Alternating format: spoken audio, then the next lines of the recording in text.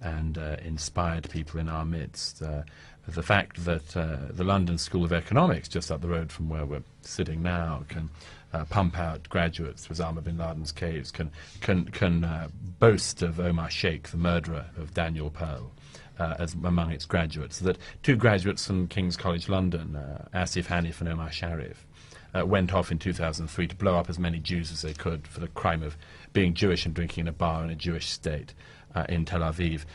These things we allowed to go on for years, and the British state seemed to look at it with equanimity. Well, if it doesn't happen here, the so-called covenant of security, if it doesn't happen to us, then it's not so much a problem.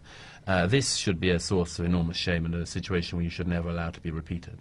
But is there not some sort of tension? I mean, you've talked about the mosques, for instance, that where people are promoting jihadism and stuff. But is there a tension in that this is the idea that the very idea of freedom of speech and things are the things that we're promoting and trying to protect and fighting for? Is there not some sort of to what extent can you stop people?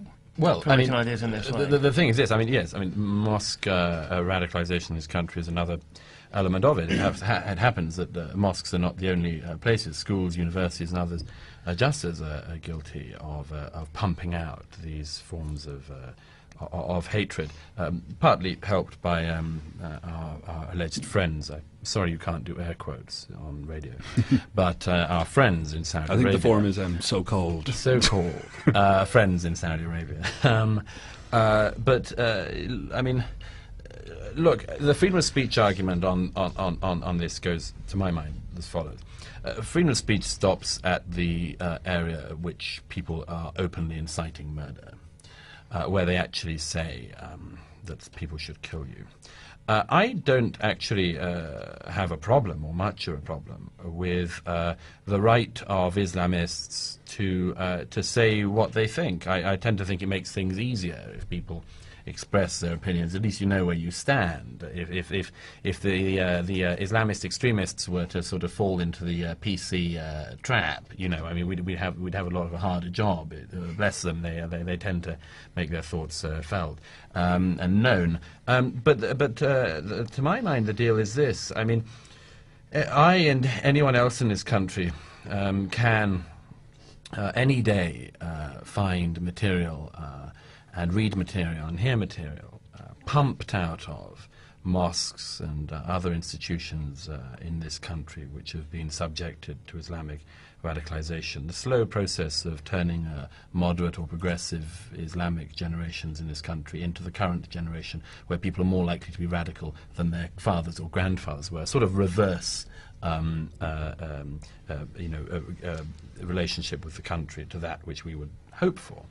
We can hear this any day. As a gay man, I quite often hear mosques preaching the murder of people like me. I can read their opinions about people like me. I can read them describing our female relatives, sisters, friends, wives if you have them, or wife if you have one. You can read them talking about your womenfolk in the most disgusting way, describing them as cattle, effectively half your own worth. We can read of our Hindu friends being described as vermin, as polytheists, not even subject to the rules of dimitude open to non-Muslim monotheists. We can see these things. We can read about what they want to do to our Jewish friends, and we can hear and read that pumped out every single day. And the one thing we ask in return is that we get to say what we think about them. And that right is currently denied, I would argue. It has been denied by, it is slowly being denied by law, and it has been denied for a long time by a not very subtle process of intimidation against those people who say, well, we don't subscribe to this, we don't believe this, and we don't have very much respect for you if you do.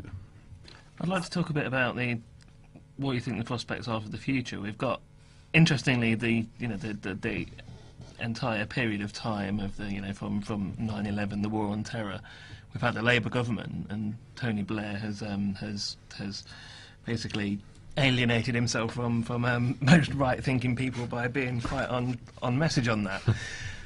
We're probably looking at a few years of Conservative government now. What do you think are the A couple of weeks ago, George Osborne, the Shadow Chancellor, was criticising the huge city bonuses that might have been proffered, and the Conservative Party are billing themselves as environmentalists, for instance. I mean, what do you think is the? I suppose we should tie in as well that America is presumably going to spend the next 4 years under Obama as well. I mean, what do you think are the prospects for the next few years? Well, to separate them out, I mean, in this country at any rate, I mean, yes, I think it's well, certainly until the last few days it looked very inevitable that we'd have a Conservative administration. I still think it is pretty much inevitable.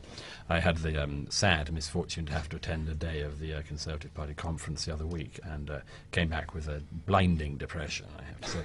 It seems to me that the party has prepared not for government but for a photo shoot. And the asinine nature of the candidates they've selected, the simple lack of experience. I mean, we are going to see a landslide of lobby fodder. The Conservative Party, it seems to me, has a fatal combination currently of problems.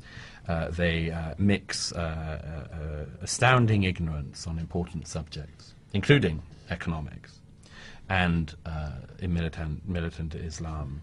They combine ignorance with a terrible sense of cowardice, and that combined additionally with a sense of a right to the position they're about to walk into.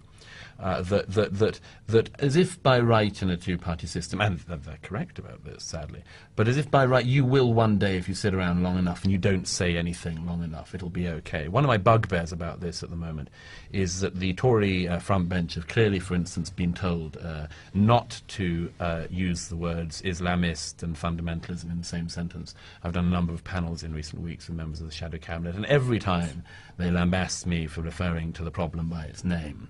They call it criminality. I think this is ignorance and cowardice, and cowardice because I know that the reason they're doing it is in order not to get into this discussion.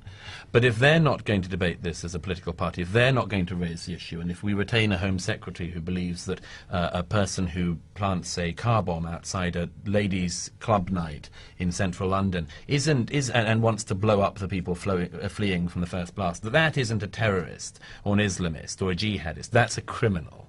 Like somebody who steals your watch or your handbag. That's a criminal. The Conservative Party have fallen into this. They are pandering to the worst elements of democratic populism in doing so, and I don't think it'll get them anywhere. It doesn't deserve to get them into government. Certainly doesn't deserve to get them into government. I wish we had people with principles in power, but we don't. But is that not just, I mean, the criminality aspect, is that not to an extent, and this is something I want to move on to actually, are we looking at, a return to pre-Thatcherite conservatism? But first of all, is the idea of describing these acts as criminal rather than terror, is that not a bit of a rehash of Thatcher's position in the late 70s, early 80s concerning the IRA? Well, the IRA precedent is important. The Conservatives are absolutely set. The thing they always say after saying these are acts of criminality is that they always say, these are the sort of people who killed my colleague Ari Neve. Mm-hmm. Most of the people saying that now were in short trousers when Ari Neve was killed, but it's a very useful piece of positioning for them. They can imply that they're a party who've really, been through it on this. And to some extent they have a right to claim that. However, the IRA had some similarities with the present terrorist issue. Had some similarities. I can't think of very many other than the fact that both sets planted bombs. But that's enough, as it were, in outward comparisons to be getting on with in the minds of a lot of people who don't want to look any deeper. I would say the Northern Ireland is quite a distraction, actually. The most ardent Republican terrorists in the IRA period, the most ardent Sinn Féin IRA types, never wanted to make everyone in mainland Britain Irish or Catholic or even Irish Republicans. It had a very distinct aim. I thought it was a wrong aim, but it had a distinct aim. And it was an aim you could have given into fairly easily. Mm-hmm. The problem with the current one is, what do you do? Who do you give in to? Who do you surrender to? When Mr. Bin Laden talks about, and it's not, I don't want to locate it only as Mr. Bin Laden's problem, when a lot of the jihadis talk about, for instance, the tragedy of Andalusia, what are you going to do? Are you going to ask the Spanish people to volunteer up half their country? Well, obviously not. No. They're impossible aims. Impossible aims. So you have to treat them with the disdain they deserve. Can we spend, we're running out of time, but if we could spend the last 5 minutes talking about the Centre for Social Cohesion. So why was that set up, and what does it do? That was set up 18 months ago or so now. It's the only think tank in Britain to focus solely on extremism and radicalisation within the UK. There are quite a lot of think tanks that have touched on it, but we're the only ones that do it sort of full time. So in the last year, we focused on, for instance, radicalisation on campuses. We did a major poll with YouGov of Muslim student opinion in the UK, and indeed opinions of non-Muslim students about Islam, which is also opening up an alarming sort of gap in understanding, or exposes an alarming gap. We've also did a major report earlier this year on what I regard as being one of the sort of stains on the multicultural, so-called multicultural society, which is where the multiracialism and pluralism that most of us aim for and hope for has been subsumed into this terrible multiculturalist ghettoized mentality, where people are treated solely throughout their lives through the community into which they were born. And our report, Crimes of the Community, was I think the most in-depth publication at that point of so-called honour crime. Again, the lack of ability of air quotes, but and the cases we dug up there of women in the UK. I mean, it seems an astonishing thing to me, and a demonstration not of multiculturalism or of pluralism, but of sheer racism on the part of our authorities for years. That, for instance, I mean, the police believe that up to 60,000 women in Britain have been genitally mutilated. And there has not been one prosecution for those crimes. If 60,000 white women, British-born women in this country had been mutilated in their genital area, that would be a scandal, and you would be absolutely sure that something would be done about it, but nothing was. We found cases of women who'd escaped their families, who went to the police for help, and the police gave them over to the Asian officer, because only an Asian officer could understand an Asian woman, and the Asian officer took them back to the family to be beaten again. We had one case of a woman who 10 times, she was found in a gutter eventually, 10 times the police took her back to her family to be beaten because they thought this was a community issue. Luckily, I think that era of racist British policy is now over. If it's not over already, it's certainly on its last legs.